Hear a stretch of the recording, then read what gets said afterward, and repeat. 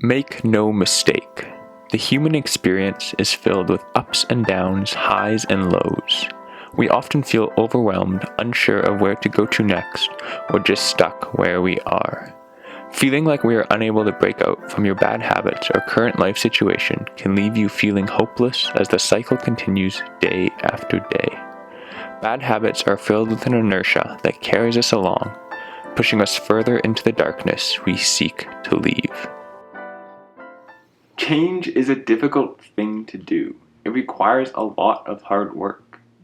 And when we first start out, it can feel impossible. And depending on the area of life we feel stuck, it is extremely difficult to make the decisions that we need to in order to get the life we desire.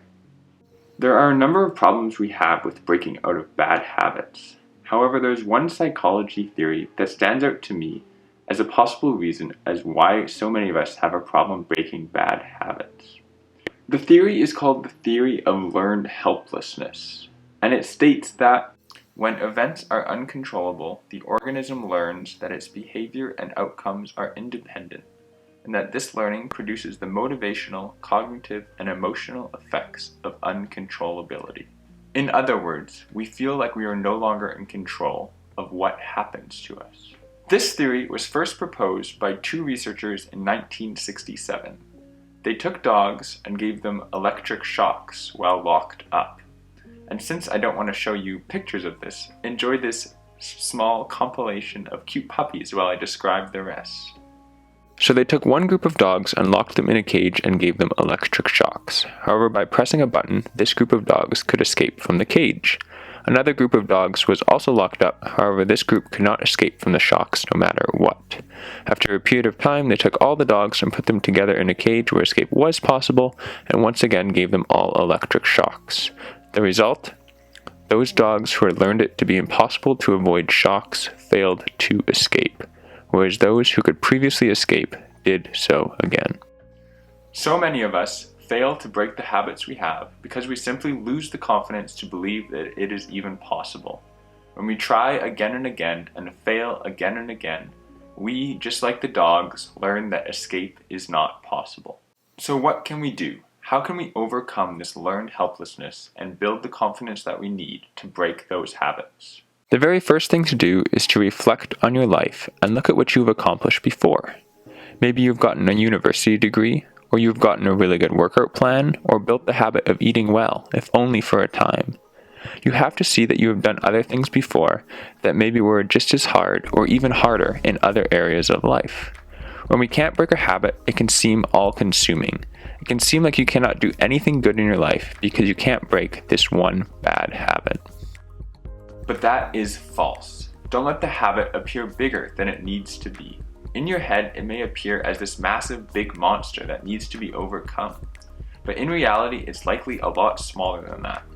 And that's a good thing. That means that it's a lot more doable, and it's actually a realistic goal of yours. The next thing you need to do is to break down the habit. Be meticulous about it. Journal about it. Habits are very context specific. Are there certain times when you get cravings to do it? Okay, but honestly, I love dinosaurs. Is it when you are tired, or when you are in a certain store, when you are with certain friends, or in a room in the house? Find possible triggers and describe exactly what you are feeling when you want to do this habit, like a researcher observing your own thoughts. This helps you get out of your own head, and it also helps you see that there are particular problems that need to be addressed. This also helps you eliminate the automaticity of the habit that you have created and makes you consciously aware of what you are doing. The third step is to create a plan of action. What are you going to do about it? And how are you going to address the problems that you have noticed? What are you going to do to replace the time? And what are you going to do to avoid the triggers? Create a game plan. By the way, this is also a good time to tell others about your desire to change. This will create accountability for your proposed changes. The hard planning work is now done, and you only have one thing left to do. It's going to take time, and there will be failures, but don't beat yourself up about it. Remember, you have and still likely are living the majority of your life the way you want. Don't let this one bad habit define who you are. You have the ability to do it, This is no one else's problem. This is on you. But you can do it. So step up to the plate and hit that home run. Thank you so much for watching this video. It would mean a lot to me if you could subscribe and like this video. I love you all. See you next time.